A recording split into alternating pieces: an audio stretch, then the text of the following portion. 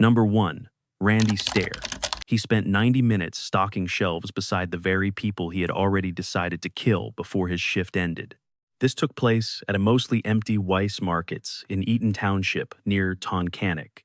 A handful of employees were busy stocking shelves and finishing routine cleaning tasks before sunrise. But just before 1 a.m. on June 8, 2017, the store's ordinary rhythm was violently torn apart. Authorities said 24-year-old Randy Stair, a veteran Weiss Markets employee, was responsible for the tragedy.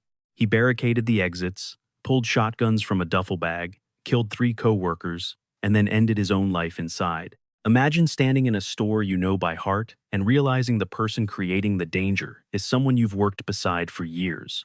Before that night, Stair never looked like the kind of person most people would expect to be at the center of a mass killing. He lived in Dallas, Pennsylvania, and had built a massive online presence under the name Andrew Blaze across several platforms. Online, he posted animations and long personal recordings that investigators later scrutinized. His public image was certainly unusual, but it was not necessarily criminal. He appeared withdrawn and deeply online, drifting further away from the real world with every passing day. That contrast is what made the case so unsettling. From the outside, he was a grocery store worker with creative interests. Underneath, investigators say he had been meticulously planning something catastrophic for a very long time. As police and reporters began tracing his digital trail, a much darker picture finally emerged. The Associated Press reported Stair-left videos filled with despair and admiration for the infamous Columbine High School killers. Authorities also linked him to Twitter accounts and online files uploaded around the exact time of the shooting. In those materials, he appeared to describe his intent in advance. That detail changed the story from a sudden breakdown to a deliberate plan. This was never treated as a spontaneous workplace dispute that simply exploded in the moment. It looked instead like a plan he had been building privately while still showing up for work and moving through his normal life. Imagine the chilling realization for the people who had shared shifts with him every single day. They were unaware that he had already decided exactly how their story would end. According to Pennsylvania State Police, Stair came in for his shift around 11 p.m. and worked for roughly 100 minutes before the violence finally began. During that window, investigators say he blocked emergency exits, so the people inside would have fewer ways to escape. Just before the shooting, he locked the main entrance doors. Then, around 12:50 a.m., he took 2 pistol-grip shotguns from a bag and began methodically moving through the store's aisles. 3 coworkers were killed that night: Brian Hayes, Terry Sterling, and Victoria Brown. One coworker managed to escape and call 911. That small detail, one person getting out alive, became one of the single most important turning points in the entire state investigation. Without that call, the timeline might have stayed confusing for much longer. The attack lasted only minutes, but the way it unfolded made it especially terrifying. Police say Stair fired nearly 60 rounds, also targeting store property and merchandise after he killed his coworkers. Reuters reported that by the time officers arrived, the scene was already over. Stair had died inside the supermarket. There was no standoff. There was no chase or arrest, just silence after a burst of violence in a place built around routine and familiarity. Imagine the first responders walking into that brightly lit grocery store in the middle of the night. Aisles were still standing and products remained on shelves, but an ordinary workplace had become a crime scene almost instantly. That contrast is one reason this case stayed with people. It felt both sudden and deeply premeditated at the same time. Because Stair died at the scene, the investigation focused less on proving his identity and more on reconstructing his motive and planning. Police identified him quickly, connected him to the online accounts, and traced the materials he posted before the shooting. The Associated Press described an online trail that included violent themes and a growing, deep-seated frustration with the entire world around him. Search warrants allowed state investigators to look very closely at his private videos, writings, internet search history, and the supermarket's own internal surveillance footage. In many true crime cases, the central question is who did it. Here, that answer came very quickly. The harder question was why a longtime employee who knew his coworkers well decided to turn that same store into a lethal trap for them. Legally, the case had an unusual shape because there was never going to be a trial. There were no criminal charges to test in court, no defense arguments presented before a jury, and no formal sentencing hearing. That does not mean the legal side simply vanished. Investigators still had to establish the timeline, confirm the victims, and document the weapons for the record. They had to close the case through official findings, but the usual courtroom chapter never came for the survivors.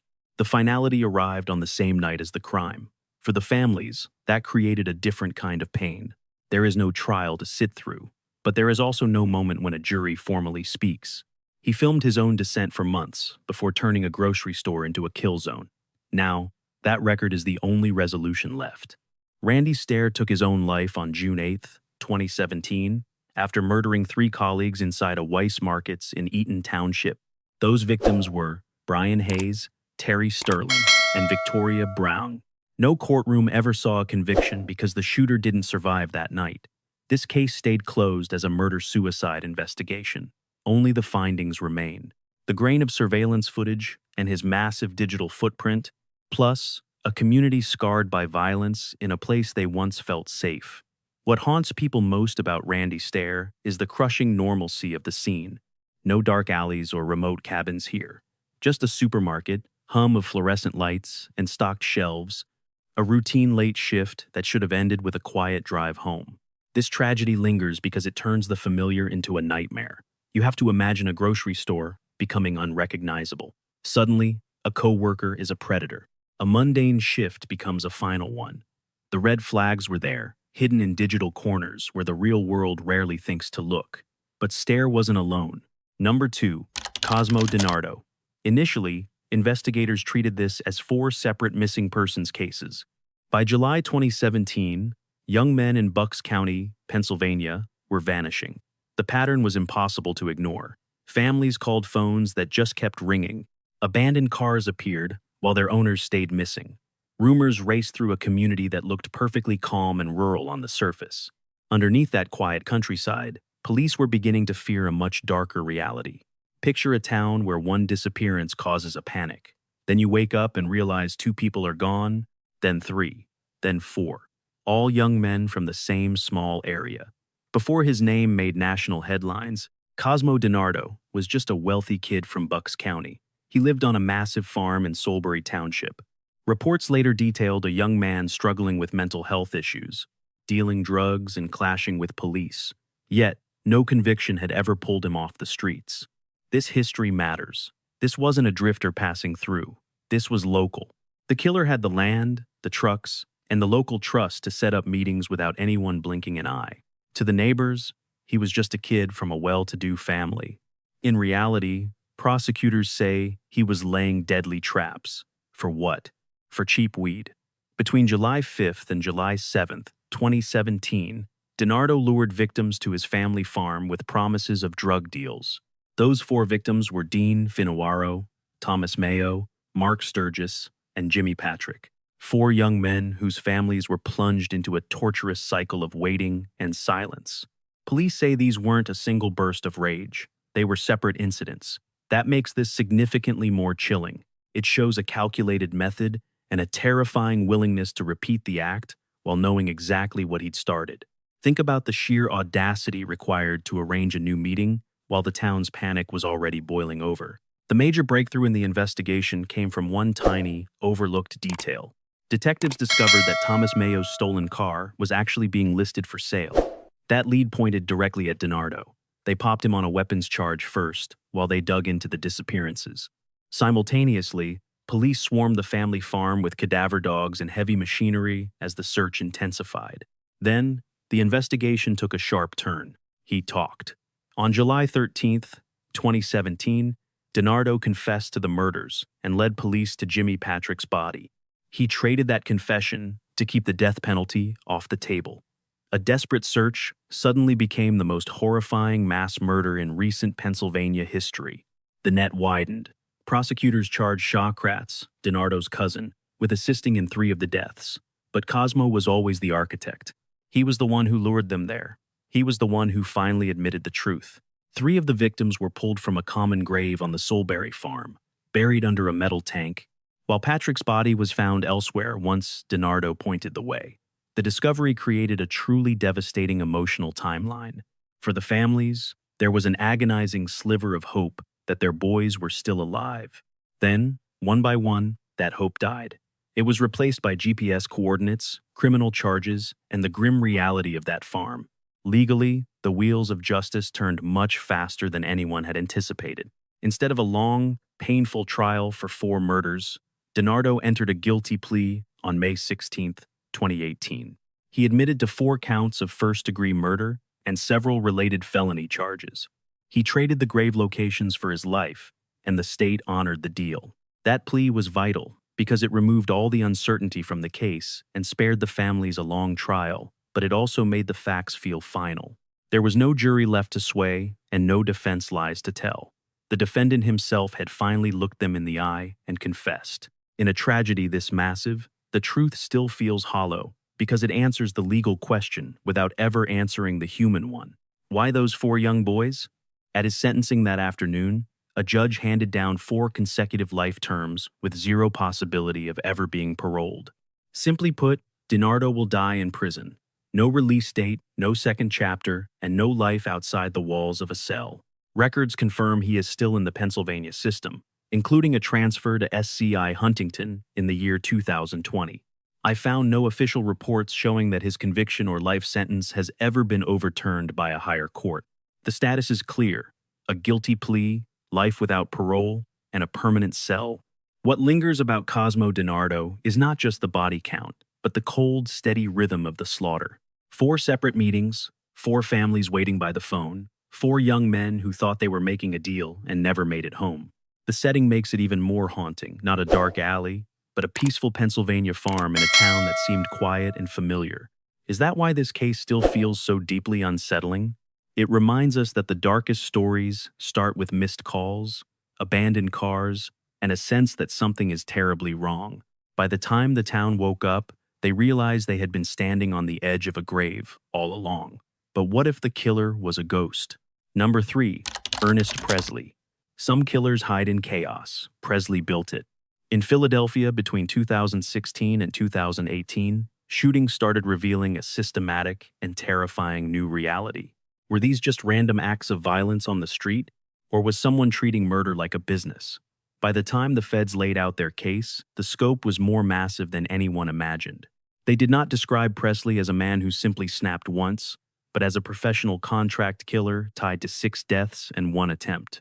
Imagine a city mourning separate tragedies, never knowing that the same hand was pulling the trigger on every single one of those victims.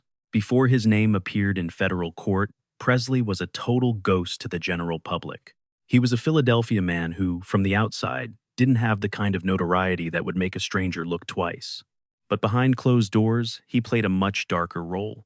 They said he was a gun for hire, killing 4 people at the direction of a drug trafficker who wanted his rivals and problems removed. That background changes the entire emotional shape of the case. This was not a personal feud that boiled over once. This was violence as a service ordered, assigned, and coldly repeated. The murders linked to Presley stretched across multiple years and affected many different neighborhoods throughout the city. According to the U.S. Attorney's Office, he admitted responsibility for 6 murders and 1 attempt on a life. 4 of the hits were straight murder-for-hire jobs, done for cash in 2017 and 2018. 2 other killings happened back in 2016. That timeline is what makes the case so grim. This was not one bad night and an arrest. It was a pattern: one shooting, then another, while the city kept absorbing each act as a separate, tragic event. Imagine investigators realizing several disconnected killings belonged to one story. The most chilling part of the case was the cold logic of the hit. Officials stated that Presley was never just reacting in the moment. He was selecting targets and pulling the trigger with intent, often doing the dirty work at the bidding of someone else. A 2018 shooting in an Overbrook parking lot became the major turning point that investigators needed to break the case wide open. Once authorities pinned that hit on Presley, they started linking him to years of earlier cold cases. Most cases do not break open with one dramatic confession at the very start. They end when detectives find one tiny thread and pull until the entire hidden story finally comes apart. As the investigation narrowed, Presley went from just another name on a file to the centerpiece of a professional killing machine. Local and federal authorities worked together, and prosecutors said the evidence showed he played a role in 6 killings and the attempted killing of a woman. After his plea, news reports called him what he was, a hitman whose spree lasted 3 long years. While grieving families were burying their loved ones, a professional hitman was often already across town, watching his next target through a scope. Imagine being one of those relatives, discovering years later that your heartbreak wasn't an isolated tragedy, but a single, cold-blooded link in a calculated chain of paid hits. The justice system finally moved in, but the resolution didn't require a long, public trial. In September 2022, Ernest Presley walked into federal court and admitted everything. According to the United States Attorney's Office, he pleaded guilty to conspiracy to commit murder for hire, along with multiple counts of using interstate commerce for those killings. This wasn't some minor plea deal to dodge the heavy lifting. It was a total surrender across the board. Prosecutors confirmed he confessed to 6 murders and 1 attempt. In a case this massive, a guilty plea cuts through the smoke of a trial. No jury to sway, no defense theories to debunk the killer's own words became the final word. Even with the confession on record, the true gravity of his actions didn't hit home until the sentencing hearing. On May 16, 2023, United States District Judge Eduardo C. Robredo handed Presley 5 consecutive life sentences. Federal prosecutors stated this sentence covered his role in murdering 4 victims in Philadelphia between 2017 and 2018 for cash. Alongside the other killings and attempted murder, he confessed. News reports at the time made one thing clear. He is never walking out of those gates alive. What do 5 consecutive life terms actually look like in the real world? It means no parole, no future release date, and no hope for a legal miracle down the line. The court issued a permanent answer to his crimes, and his current status is equally definitive. Presley is currently an inmate in federal prison, serving 5 consecutive life sentences after his 2022 plea and 2023 sentencing. No credible records exist suggesting his conviction or his sentence has ever been challenged or overturned. The story didn't end as an unsolved mystery or an urban legend of the Philadelphia underworld. It ended with a signed confession and a mountain of legal paperwork, ensuring he stays behind bars until his final breath. But the most haunting part isn't the sentence, it's how mundane the killing became. To the families, it was life-shattering, but to the man pulling the trigger, it was just another day at the office. Prosecutors painted a picture of a man who moved from one execution to another over several years. He operated in a violent shadow world, collecting checks for lives taken, while the public remained completely blind to the pattern. Is that the part that keeps you up? Knowing people were treated like items on a to-do list? In a massive city like Philadelphia, you expect violence to stem from rage or a moment of panic. This was different. This was cold, repetitive labor. A man who, according to the government, turned killing into a paycheck. Number 4. Keith Gibson. Some crime waves look like chaos until you plot the coordinates and see the map start to bleed. In 2021, Gibson's violence tore through Delaware and Pennsylvania, hitting stores and streets with a speed that left police reeling. By the time they cuffed him, prosecutors alleged he had left a trail of multiple bodies and wounded survivors across 2 different states. Imagine watching the nightly news, seeing one robbery, then another, and slowly realizing a single man is responsible for the body count. Gibson wasn't a stranger to the law. Associated Press and Delaware officials noted he had already spent 13 years in prison for a 2008 manslaughter and weapons charges. He got out, broke his parole, went back inside for a minute, and was released again in late 2020 and early 2021, just weeks before the new nightmare began. That history turns the case from a tragedy into a systemic failure. This wasn't a first-time offender. It was a man who allegedly walked out of a prison cell and immediately started hunting. Can you imagine the frustration of the detectives who realized this killer had been in their grasp for years? The Delaware timeline officially began on May 15, 2021, when prosecutors say Gibson walked into a Metro by T-Mobile store in Elyre, murdered 28-year-old Leslie Ruiz Basilio, and stole her car. On June 6th, authorities say he struck again, killing Ronald Wright during a robbery in Wilmington. Between those murders, prosecutors allege he attacked others, including Bilal al-Mansouri, who lived to tell the story in court. These weren't accidents or robberies gone wrong. They were calculated strikes where death was part of the plan. Just look at the calendar and tell me that isn't the definition of a monster. A manager at a local Dunkin' was executed during a routine shift, but the killer shared a dark, hidden bond with her. Simultaneously, Philadelphia investigators linked Keith Gibson to 4 more 2021 murders, according to the AP. That manager was actually his mother, Christine Lugo. He also killed 2 other men, turning this local tragedy into a sprawling, multi-state nightmare. Did he stop there? No. Delaware prepared one prosecution, while Pennsylvania built another, both stalking the same man across one violent window. Imagine you are a detective hunting one robbery suspect, only to discover another state has a mountain of homicide charges waiting. Surveillance feeds and forensic traces finally boxed him in during a botched heist. Police arrested Gibson on June 8, 2021, after a Wilmington robbery failed, as reported by the AP. He was caught wearing body armor, heavily armed, and carrying piles of ammunition. Ballistics, video, and stolen goods tied him to the Delaware killings and other brutal assaults, prosecutors told jurors. The breaking point in cases like this is rarely a confession. It is something much smaller. It is one survivor, one grainy camera angle, or one physical scrap of evidence that anchors a suspect to earth. In 2023, Delaware prosecutors zeroed in on 2 murders and a string of violent robberies. A Newcastle County jury convicted Gibson on 25 counts, including murder, in November 2023, per the DOJ. Despite the defense's efforts, jurors rejected the idea of mistaken identity regarding the 2021 spree. But was the evidence enough? Absolutely. The state's ballistics and surveillance footage proved completely insurmountable for the defense. That verdict provided the first definitive answer to a story that bled across state lines and dominated headlines. For grieving families, the abstract terror Gibson personified finally transformed into a concrete conviction on legal paper. Then the judge delivered a crushing sentence. In March 2024, Judge Ferris Wharton handed Gibson 7 life terms plus 296 years as a habitual offender. Officials said the punishment covered 22 convictions. Those charges included murder, robbery, and attempted murder from the 2021 spree.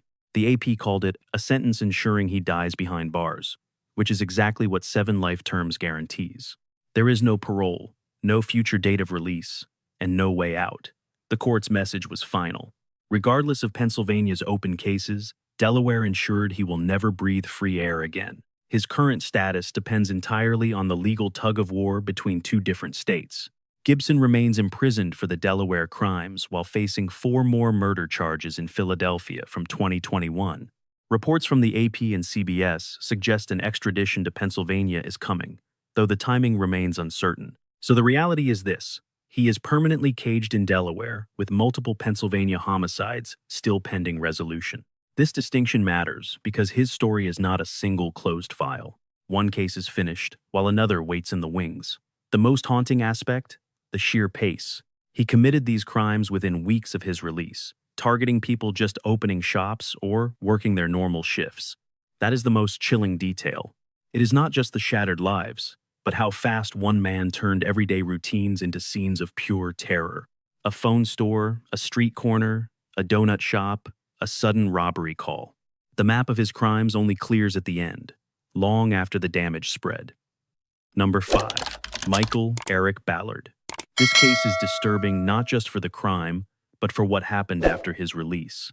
Michael Eric Ballard had already killed once when he was just a teenager. He did his time, went through the system, and received the second chance the law is designed to offer. By June 2010, shortly after his release, he allegedly broke into a Northampton home and slaughtered 4 more people. Imagine knowing a killer was back in your neighborhood, only to find out 4 more victims were now dead. That is the realization that stings. It transforms the tragedy into a single, haunting question. How was this allowed to happen again? Long before 2010, Ballard was already a known name in Pennsylvania's court records. The Philadelphia Inquirer reported he killed Donald Richard in 1991, serving 10 to 20 years for third-degree murder.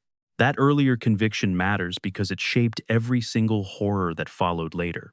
This was no unknown suspect, but a killer whose lethal past the legal system had already confronted once before. Yet by 2010, he was once again moving through the rhythms of a normal, quiet life.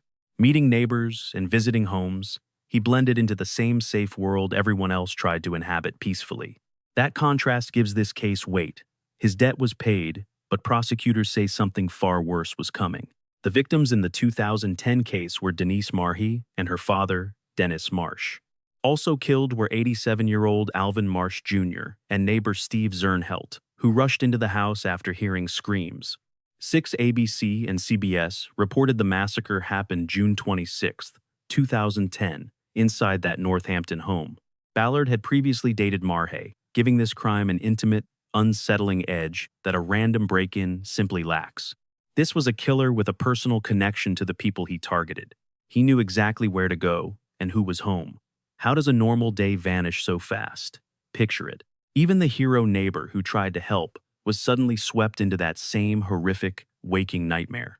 The investigation moved fast because the carnage left behind an incredibly clear evidence trail.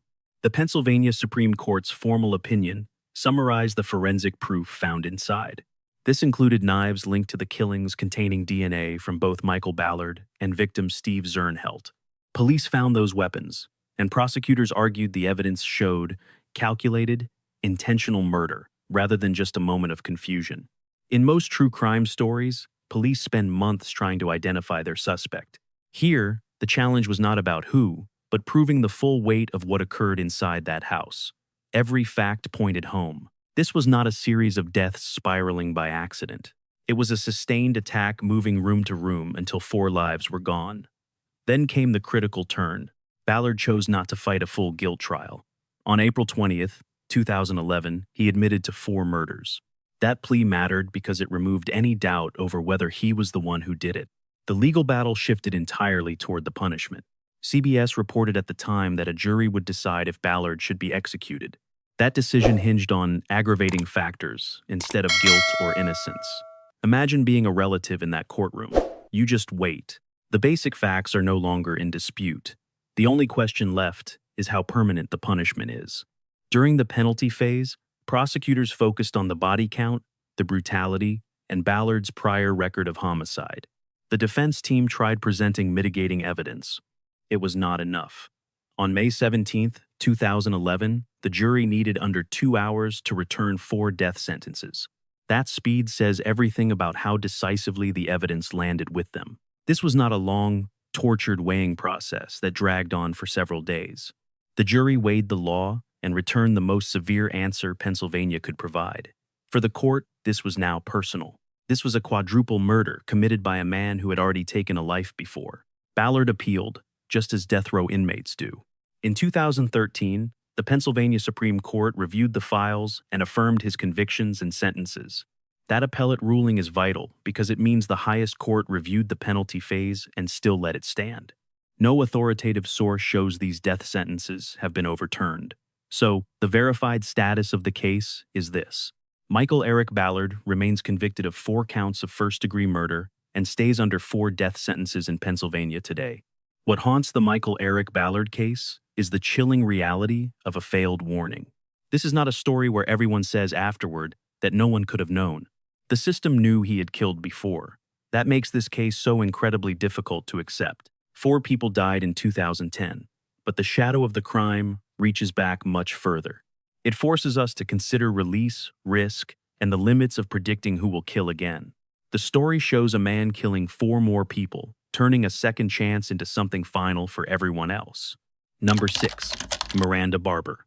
Most cases earn infamy for the act, but others become legendary because of the terrifying secrets the accused chooses to share. Miranda Barber first sees the national spotlight in Pennsylvania as the face of the notorious Craigslist killing. She and her husband lured a complete stranger to a meeting with the sole intent of ending his life. Then, the narrative took a sharp, jagged turn into something far more sinister.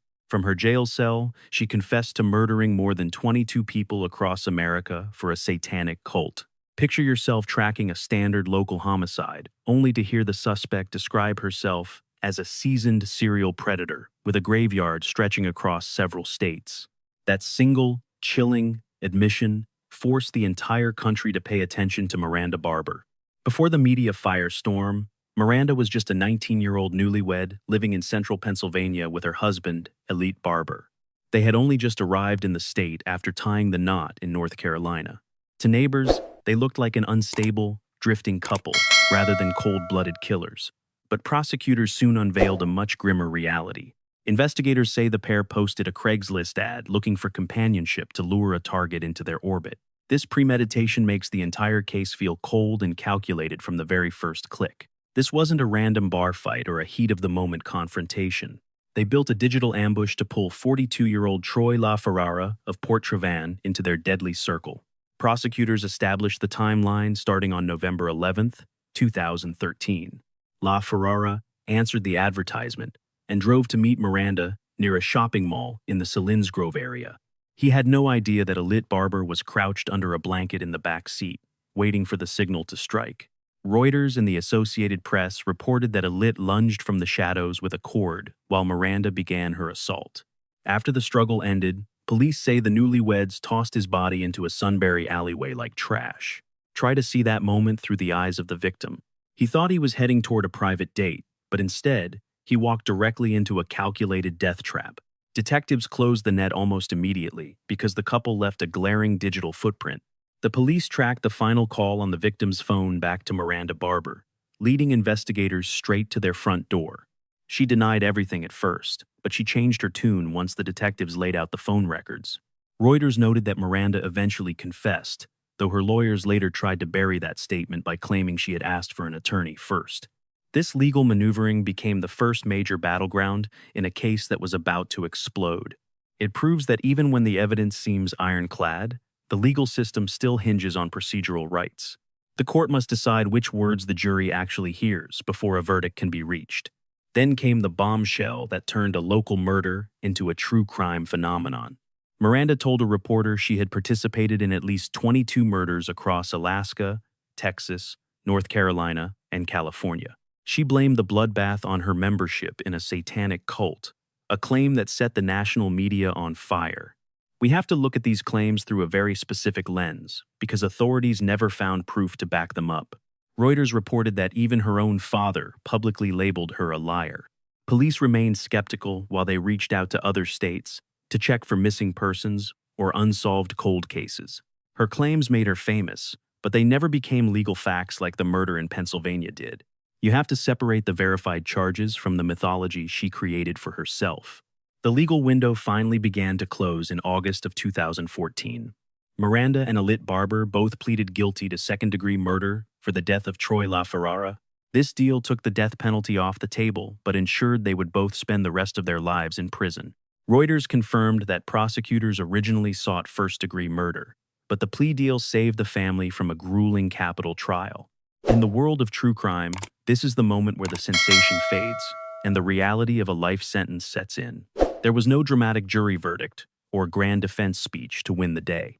Just a quiet admission of guilt and a straight path to the sentencing hearing on September 18, 2014. Judge Charles Saylor handed down the sentence, life in prison with zero chance of parole for both Miranda and Ernest. The Associated Press and Reuters confirmed this was the only possible outcome after their plea, ending their story exactly where it began, in a cage. Miranda Barber claims she ended the lives of more than 22 people, yet the law only recognizes one. She is currently serving a life sentence without parole for the murder of Troy LaFerrara. No authoritative legal documents exist to prove her sentence was ever overturned. Just as important, no verified evidence suggests her claims of 20-plus other victims ever led to official charges or convictions. Consequently, the actual legal record is far narrower than the dark legends surrounding her name. She is a proven killer, certainly, but the image of a prolific serial killer she carefully described remains a ghost in the public record. I discovered that the Miranda Barber case really lives in the space between cold, hard facts and a calculated performance. The crime police actually verified was already dark enough. A young couple posts a fake ad for companionship, lures a stranger into their car, and ends his life. That alone earns a permanent spot in the grim history of Pennsylvania crime. But then, she started talking. She made much darker claims that pushed the story out of a Sunbury alleyway and into the realm of local legend. This is likely why it still haunts the community today. It is not just about what she and her husband confessed to doing. It is about the one question the court never fully answered.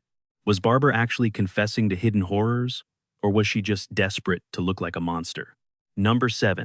Hugo Sinski. For decades, locals in northeastern Pennsylvania whispered about a specific patch of dirt before they ever knew the full story. A rural lot near Wilkes-Barre, hidden remains, and a list of people who simply vanished. At the heart of the mystery was Hugo Sinski, a man who gave investigators one lead only for them to find something worse buried beneath it. What made the case so disturbing was not just the violence described in court, but the nagging feeling that the truth was far bigger than the charges that finally stuck. What if police searched your yard and found more than just one body? At that point, the case stops feeling like a single homicide investigation and starts feeling like a map of secrets. Long before his 2015 conviction, Sinski was already a household name in Pennsylvania because of the discovery made on his land in 2003. Authorities announced they found the bodies of pharmacist Michael Krakowski and his girlfriend Tammy Fassett buried behind Sinski's house, alongside at least 3 other sets of human remains. That find alone would have made him infamous. But the legal path grew complicated because not every death on that property led to a guilty verdict. Years earlier, Sinski stood trial for 2 other killings, linked to charred bones found in his yard. In 2006, a jury actually acquitted him of one murder and couldn't reach a verdict on the other, though they convicted him of abusing the corpses. So, years before his final sentencing, he was already the man linked to one of the most gruesome disposal sites in state history. The specific crimes that finally put him away in 2015 actually date back to May 2002. Prosecutors allege Sinski and his partner, Paul Weekly, targeted Krakowski. The pharmacist had pleaded guilty in a drug case and was rumored to be sitting on a mountain of cash. According to the state's theory, Sinski had already scammed tens of thousands from the man using a fake legal scheme. He decided to go back for more when his own pockets ran dry. Prosecutors told the jury that Krakowski and Fassett were tied up, while Sinski demanded to know where the money was. Both victims were eventually strangled using plastic flex ties.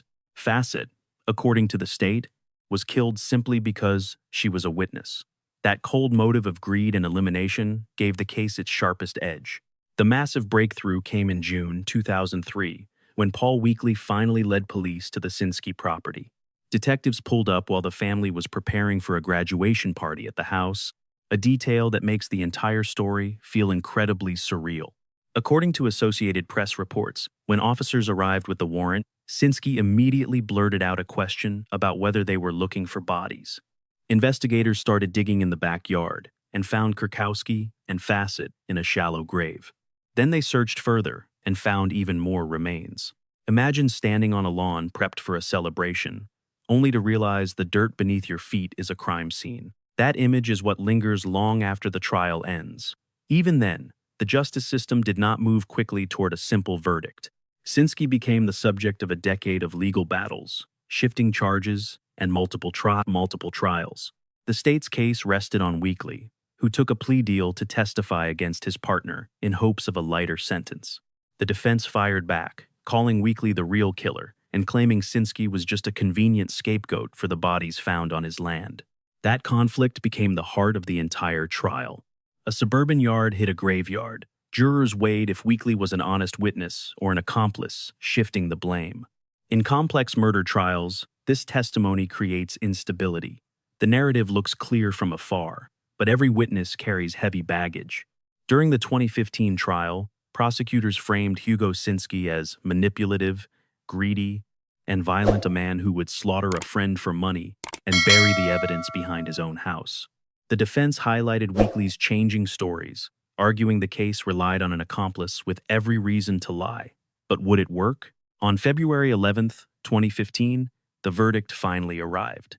After 11 hours of deliberation, over 2 days, the jury convicted Sinski on 8 of 10 counts, including first-degree murder and robbery in the deaths of Michael Krakowski and Tammy Fassett. This was a massive win for prosecutors after previous charges failed to stick, finally providing answers for the victims' families. For the first time, a jury formally linked him to the bodies discovered in his own yard. The next challenge was the sentence. While prosecutors sought the death penalty in a separate phase, the jury ultimately spared Sinski's life. In March 2015, the court sentenced him to 2 consecutive life terms, plus 56 to 120 years on related charges. This punishment was ordered to run consecutive to a separate 32.5 to 65-year sentence. He was already serving time for an unrelated home invasion robbery in Monroe County.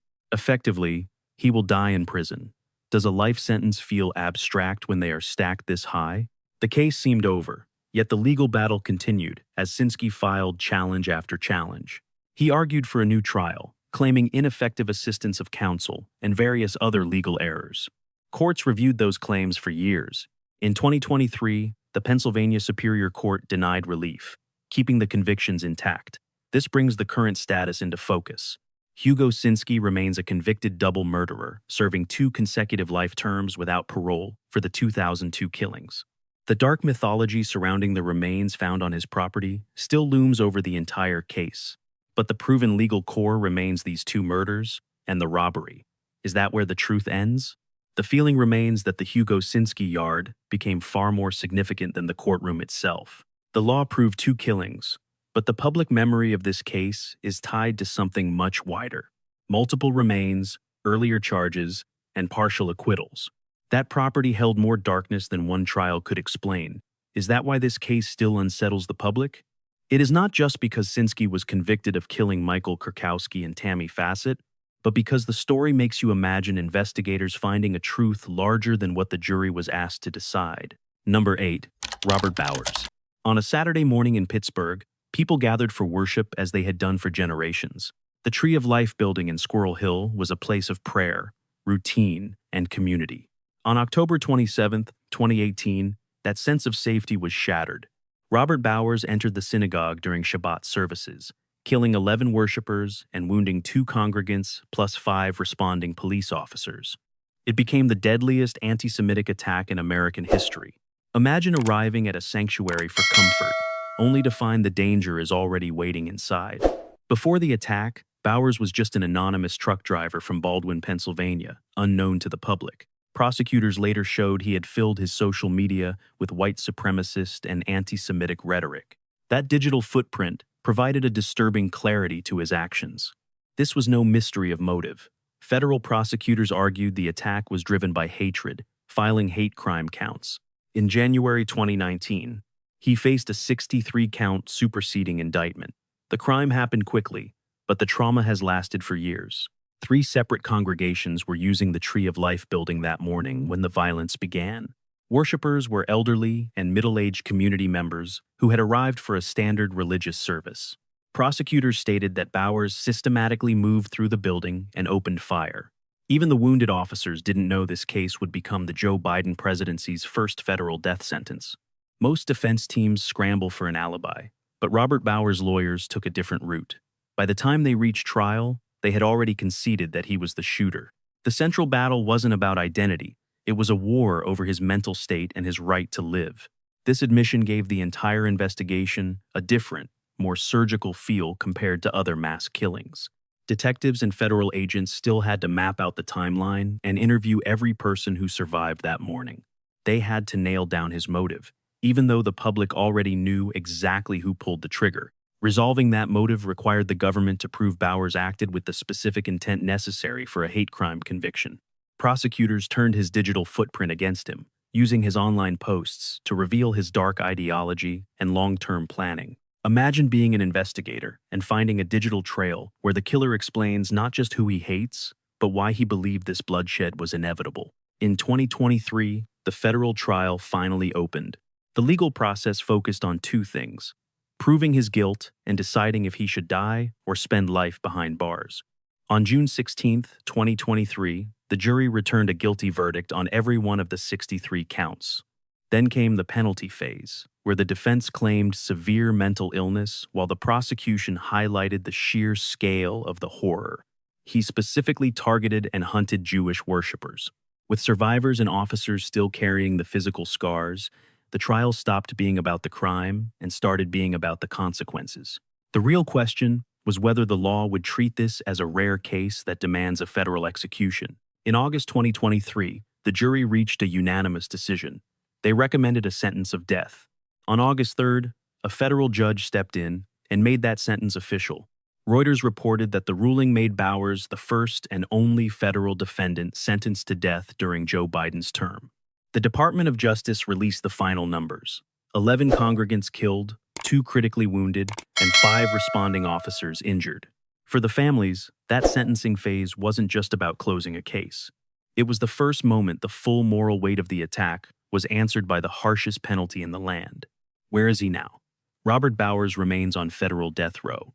President Biden did not include him in the late 2024 clemency actions that spared other high-profile killers like Dylan Roof. Most recently, 2025 reports show his lawyers are filing appeals to overturn the sentence and get a new hearing. So, here is the verified status. He is convicted on 63 federal counts. Sentenced in August 2023, his case is currently stuck in the long, slow process of federal appeals. Why does the Robert Bowers case still haunt us? It isn't just the death toll, it's the sanctuary. A synagogue during Shabbat services is a universal symbol of peace, continuity, and tradition. The victims weren't caught in a random street fight or some public dispute. They were targeted in a holy place simply for who they were. Is that why this tragedy feels so heavy? It was a calculated strike on a community in prayer, violating a routine that should have been safe. Even after the conviction and the sentencing, one fact still hits the hardest. These people went to find peace, but hatred was already waiting. Number 9. Thomas Matthew Crooks. In Butler, Pennsylvania, the entire nation watched the same impossible moment unfold in real time. A former president stood on stage while supporters packed the grounds right before gunfire shattered the summer evening air. Donald Trump reached for his right ear immediately. People dropped to the ground in total panic, having no idea where the fire was coming from at first. Police identified the gunman as 20-year-old Thomas Matthew Crooks, who killed rally-goer Corey Comparatori. 2 others were seriously wounded before Secret Service snipers neutralized Crooks right there at the scene. Imagine being in that crowd, attending a normal political rally, and realizing that history is breaking open around you. Before July 13, 2024, Thomas Crooks was a complete mystery to the public. Reuters described him as a quiet 20-year-old from Bethel Park. He was a community college graduate who worked at a nursing home and had no criminal record. Those who knew him saw a reserved kid, not a killer. This makes the motive behind the attack even more disturbing. He did not just carry a rifle that afternoon. He left a car packed with explosives sitting in the parking lot. From a distance, he looked like any other young man just starting his adult life. That is the haunting part. Investigators were not hunting a known extremist who was already on their radar. They were trying to understand how someone so seemingly ordinary could scale a roof and nearly assassinate a former president. The violence happened in seconds, but the timeline federal investigators reconstructed made the reality even more chilling. FBI and Senate records show Crooks climbed the American Glass Research Building near the Butler Farm Showgrounds and fired 8 rounds at 6:11 p.m. 1 bullet hit Trump's ear, Corey Comparator lost his life, and 2 others were hurt. Then, everything changed. Law enforcement fired back immediately, and a Secret Service counter-sniper killed Crooks before he could pull the trigger again. A Senate report later blamed a chain of preventable security lapses and broken communication for the breach. They cited ignored warnings and a total lack of coordination between the different agencies on site. What if one radio call or one person noticing him had actually reached the right ears in time? That thin margin is where the true horror of this case lives. It was a disaster, yet it was inches away from being a national catastrophe. The evidence found later suggested deep preparation, even if the reason for it remained a total mystery. The FBI searched the home and car of Crooks, eventually cracking into his phone. They took several devices and released photos of the rifle and the bombs found in his vehicle. This was no spur-of-the-moment act. It was a calculated strike. But planning is not the same as a motive, and that became the most frustrating part of the file. Police could track every step he took, every piece of gear he carried, and where he stood. Why did this kid pick this target on this specific day? We expect a manifesto or a clear trail of hate to make sense of the carnage. In this investigation, there was plenty of prep work, but zero explanation. That void shaped everything as the FBI investigated this as both an assassination attempt and domestic terrorism. Agents spent months interviewing everyone. They scoured digital files and chased every single lead that came across their desks. Reuters reported in July 2024 that the case was a mountain of mysteries with no manifesto found. By late 2025, federal reviews concluded he acted alone without a clear reason why. Facts became clear, but the why stayed buried. Imagine holding his phone and his search history but still having no answers. You have the ballistics and the interviews, yet you end up with nothing. He acted alone, he had no motive, and because he died, there will never be a trial. No cross-examinations, no sentencing, and no jury will ever say he is guilty. That changes everything because the trial is usually where we finally learn the truth. However, the focus shifted to security failures and holding the agencies responsible for what went wrong that day. Reuters noted a Senate committee slammed the Secret Service for disciplinary failures after the shots rang out. Other reports confirmed 6 agents were suspended following the massive internal review. Crooks escaped the law, but the systems meant to stop him faced a brutal reckoning. The reality is simple. Thomas Matthew Crooks died July 13, 2024, at that Butler rally. He never faced a judge because he did not leave that roof alive. The FBI says he acted alone, and they still have not established why he did it. The criminal investigation ended on that roof, but the fallout was just beginning. Reviews by Congress and the feds stretched deep into 2025. They focused on the communication breakdowns that let him take that shot, leaving a legal record split in two.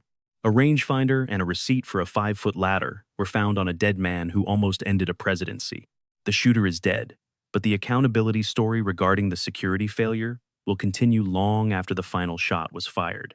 Why does the Thomas Matthew Crooks case still feel so unnerving? Political rallies are noisy and theatrical, but people expect speeches and applause, not a rooftop sniper overlooking a quiet summer fairground. It is because Crooks nearly changed the course of history. He chose a place that looks familiar and exposed, a local fairground where the public gathers under a warm summer evening sky. A massive crowd was simply looking toward the stage. Then shots ring out, a father dies, a candidate bleeds, and the gunman takes his secrets to the grave, but he was not the only ghost. Number 10. Danilo Cavalcante. 9 days after a life sentence, he simply disappeared. Danilo Cavalcante turned a brutal domestic killing into an international headline when he suddenly escaped from a case that had already horrified the world. Pennsylvania was no longer only about the tragedy of Deborah Brandow. A convicted killer was now a phantom, slipping out of Chester County Prison and vanishing into the farm country. He was stealing supplies and altering his look, while a 2-week manhunt kept the entire community on edge. Imagine hearing that a man sentenced to life for killing his girlfriend was no longer behind his prison bars. That kind of news changes the psychological feeling of an entire region overnight. But who was he really? Before the sirens, he was a Brazilian national wanted for a 2017 homicide in his home country. In Pennsylvania, prosecutors said he had been living with Deborah Brandow before their relationship ended. This history is vital because it gives the case its central tension. This was not a random attack. It was rooted in a personal relationship, a relationship that should have ended with a breakup, not fatal violence. Authorities said Brandow learned he was a fugitive and threatened to tell, providing a motive for the attack. Imagine her shoes, knowing his secret. She believed the danger was behind her, never knowing it was actually about to become much worse. The killing happened in April 2021. Prosecutors say Cavalcante attacked Brandow at her home while her 2 children watched. She did not survive the trip to the hospital. He fled the state immediately, but police caught him in Virginia later that same day. From the start, the case had a haunting element of proximity. This was not a stranger disappearing into the dark after a random hit. It was a former partner, someone already inside the emotional world of the victim who knew exactly where to go. The police timeline was chilling. It was not a chaotic argument spinning out of control. It was a deliberate killing followed by flight. When the case went to trial, the legal process moved very quickly. News reports said the jury took only 15 minutes to convict him of first-degree murder and related counts. On August 22, 2023, he was sentenced to life imprisonment without the possibility of parole. That should have been the end of his story until the walls failed. Instead, the story lurched into a second chapter almost immediately. He was still being held at Chester County Prison, awaiting transfer to a state facility on August 31st. Just over a week after his sentence, he escaped by scaling walls, crossing razor wire, and dropping from the roof. Imagine the shock the victim's family felt when they heard the man just sentenced for murder was suddenly back on the loose. That escape pushed the case from regional news to wall-to-wall coverage. Authorities said he moved through woods and took food and clothing. He changed his look, stole a van, and eventually armed himself with a rifle taken from a local residence. Schools closed, and residents locked doors while Longwood Gardens shut down temporarily. Search teams used helicopters and thermal imaging as hundreds of officers scoured the area. As the manhunt expanded, the tension grew. Reuters reported his capture on September 13th, after a heat-sensing plane and a police dog brought the 2-week pursuit to an end. Imagine living in Chester County for those 14 days when every rustle outside or phone alert felt like a personal threat. The post-escape investigation ultimately cost Danilo Cavalcante his entire legal future. How did a recently sentenced lifer walk out, and what horrors did he commit while hiding in the woods? Investigators discovered several massive, inexcusable security failures. Shockingly, he used the same route an inmate utilized months prior. Now, the state filed new charges for the burglaries and thefts committed during those 14 days of total, unadulterated, and absolute statewide chaos. This distinction is vital. It split the story into two very different realities. One remained the 2021 murder case. The other became a statewide emergency that forced officials to explain the breach. The murder was settled, but the public was no longer safe. Cavalcante received life without parole in August 2023, but by August 2024, his situation grew dire. He pleaded guilty to escape and burglary, adding 15 to 30 years on top of his existing life sentence. Here is the kicker. His flight cost him his entire legal soul. Courts ruled a motion filed while he was a fugitive could simply not preserve his appellate deadline. He fled into a dark, legal corner. His attempt to outpace justice only ensured he would never, ever walk free on a legal technicality. His current fate is undeniable. Danilo Cavalcante is serving life for the 2021 murder of Deborah Brando. Add 15 to 30 more years for the escape. The manhunt ended, but the terror left a permanent mark on the community. The convictions stand and the appeal routes are sealed. So, why does this case continue to haunt the public imagination so deeply? First, the murder. A killer slaughtered a mother before her children in an act of pure, domestic, hateful obsession. Then, the breakout. A killer scaling prison walls and turning suburban neighborhoods into a live-action thriller. How did he stay hidden? Most crimes have one moment of shock. This story forced the world to gasp twice. Perhaps that is why it lingers. Just as the courts closed the book, Cavalcante tore it open and forced us to read it again. He proved that even behind bars, some nightmares find a way. Outside,